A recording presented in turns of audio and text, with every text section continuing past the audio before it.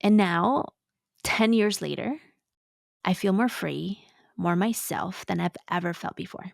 All summer long, we're exploring what it means to come back to ourselves with softness, joy, and radical cariño. Sabrosura pa' ti que.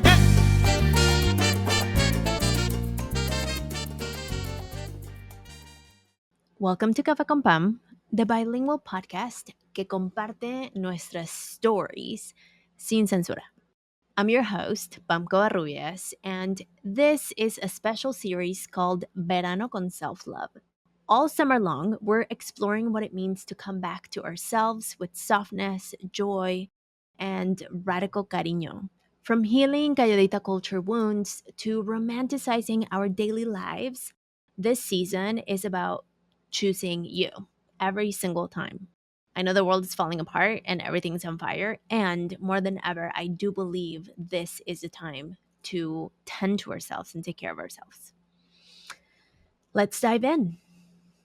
You know what's frustrating? Losing your wallet. And you know sometimes what's even more painful? Realizing your almost full punch card from your favorite cafecito spot is now gone. But at least, even when your cafecito points have vanished, at BMO, if you lose your debit card, they'll print you a new one instantly at a local branch. Plus, you can use your phone to freeze your debit card to prevent any unauthorized transactions. Learn more at bmo.com. Conditions apply. Accounts provided in the United States by BMO Bank and a member FDIC.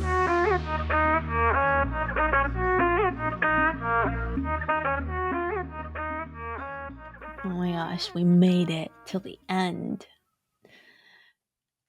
Hello, everyone, and welcome to Un Verano con Self-Love.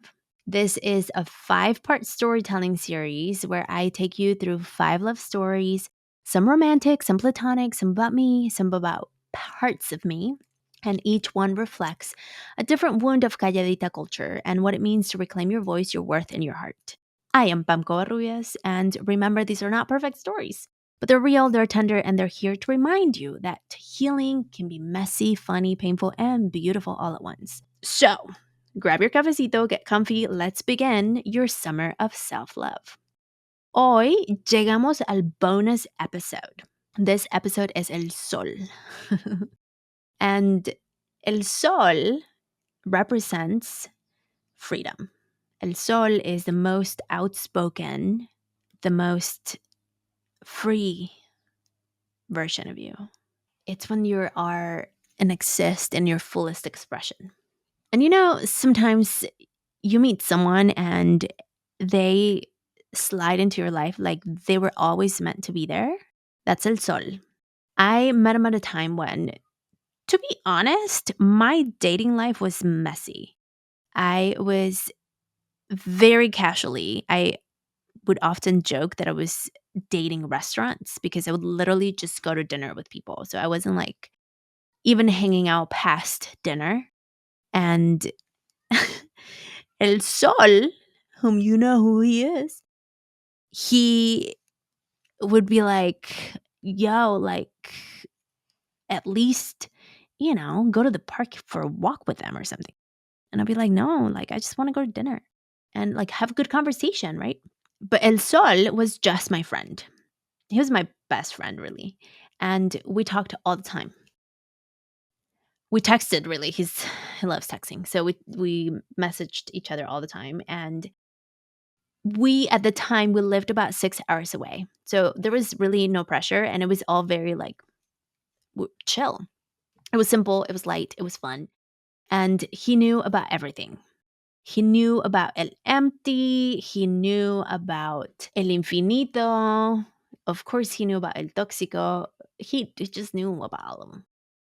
And because he knew about all of them, he would always give me advice on how to handle things. Like when El Empty gave me a whole computer, when I mentioned that my computer had like died. Next time I saw El Empty, he came with a whole ass brand new computer. And I was like, oh my gosh, I can't take this gift. And so El Sol was like, you know what? For El Empty, that computer is like literally buying you dinner. Like it's fine. If he gave it to you, it's because he wants to give it to you. Yes, he might be trying to impress you, but don't feel not worthy of that gift. It just felt really good to have someone to lean on for those things. And I would often call him after weird dates or even to process conversations. And he had this insight that I'd never received before. No judgment, just presence. And he literally is the voice of reason. And then my birthday came, one birthday.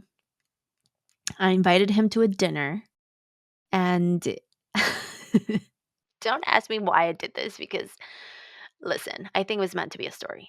Because I invited a couple of people that I was seeing to the birthday. Me thinking at the time, I was like, somebody's not gonna show up. Anytime you invite people over, like somebody always flakes. And I was like, well, I'm just gonna tell these guys, and I'm sure out of like two or three, one is not gonna come. Or like only one is gonna come. Oh no. Everybody showed up. All of them showed up. So yes, it was chaotic. We're gonna skip the details. You have to ask my friends who were there. It was just not the business, but it was funny. It was comical now looking back, but it was stressful at the time. And El Sol was there. But what I realized that day is that I felt the most me around him. Not the ones I was trying to impress, not the ones I had dressed up for, just El Sol, the one who already saw me, unfiltered, unpolished. And he had shown me that he liked me that way. And what I didn't realize then, but I see so clearly now, is that I was already in a relationship, but it wasn't romantic yet. It was rooted in honesty and friendship and mutual care and quiet, consistent love. And that's what makes El Sol different because he never tried to fix me. He's never made me feel like I am too much. He says now that I am dramatic, but as a joke. And he stays. He's patient, he's loving, and he's open. And a decade later, we still haven't really fought. And I asked him the other day if he can think of a fight, of an actual fight, and we've never really had one. We've had disagreements. One time he was actually very annoyed with me because ADHD. He asked me if I had plans for something and I told him no without looking at my calendar. And then he made reservations and I actually did have something that I couldn't change. And so he got pretty annoyed at that. And so we had a conversation, I learned, and now I always look at my calendar and he asks me multiple times to look at my calendar to make sure that I'm not missing details. But not really fights because we've always led with listening, with compassion, with the understanding that love isn't a battle, it's a conversation. And the wildest part about El Sol is that we were in each other's orbit for years. We went to college in the same state around the same time, but we didn't meet until we were ready. And now, 10 years later, I feel more free, more myself than I've ever felt before. The lección that we're getting from El Sol is that the love you're looking for might not come in sparks, the sparks that we've been sold in the movies. The love you may be looking for might come in stillness, in softness, in the long, steady friendship that turns into something sacred. Sometimes the deepest love stories are not about finding the one. They're actually about becoming the version of you who's finally ready to receive that kind of love. And it starts with you. So, the experiment for this week and to close this series is to make a list of the qualities in relationships that make you feel free. Not excited, not entertained, not impressed. Free. And then ask yourself, where can I give myself more of that?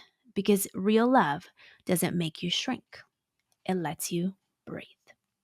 We all know this. Talking about money is not always the most comfortable. Pero our friends from Savvy Ladies make it easier. And now in Espanol, You don't have to feel the pressure to translate for your mamá or your tías because Savvy Ladies has their whole site en nuestro idioma. Y ahora they can easily access their free resources like talleres, clases, y mi favorita es la línea gratis para enviar preguntas. Their free financial helpline en donde puedes conectar with a trusted financial expert. Whether you need financial guidance in English or in Espanol, Savvy Ladies is here to support you. Visit savvyladies.org, that is SAVVYLADIES.org, para empezar your financial freedom. Oh my gosh, we made it till the end of the series. How was it? I hope you had a lot of fun. If you joined me inside of Un Verano con Self-Love, whatever option you're a part of, thank you so much. We're having so much fun inside. And if you just listened to the series with this bonus extra episode, my goal was to share a little bit more about me, and in very good Scorpio fashion. I know I omitted a lot of details, but I kind of did it on purpose thinking that you would ask me. And so if you are curious and you want to keep diving deeper, just send me a DM, screenshot, tag me on all the places and spaces at Cafe Con Pan Podcast. Thank you so much for being here. You can still get access to unveranoconselflove.com to explore all the options that you have to join our fun summer experiment. And I hope you enjoy this series. Tell me if you want more of these. I shared the series in love stories to reflect the wounds of Calladita culture, but know that they're not just in love. Calladita culture wounds show up in so many different places and spaces in life. And so I've been thinking about also doing the wounds in like bosses and different managers I've had before. And also like the wounds in family members. I don't know. Tell me what you think. Do you want more series like this, showing you the different wounds in different aspects of your life? I would love to know. Y bueno, gracias por estar aquí. Ahora sí, after this episode, there's no more, but I would love to know. Como siempre, sigue brillando. Sabrosura pa' ti que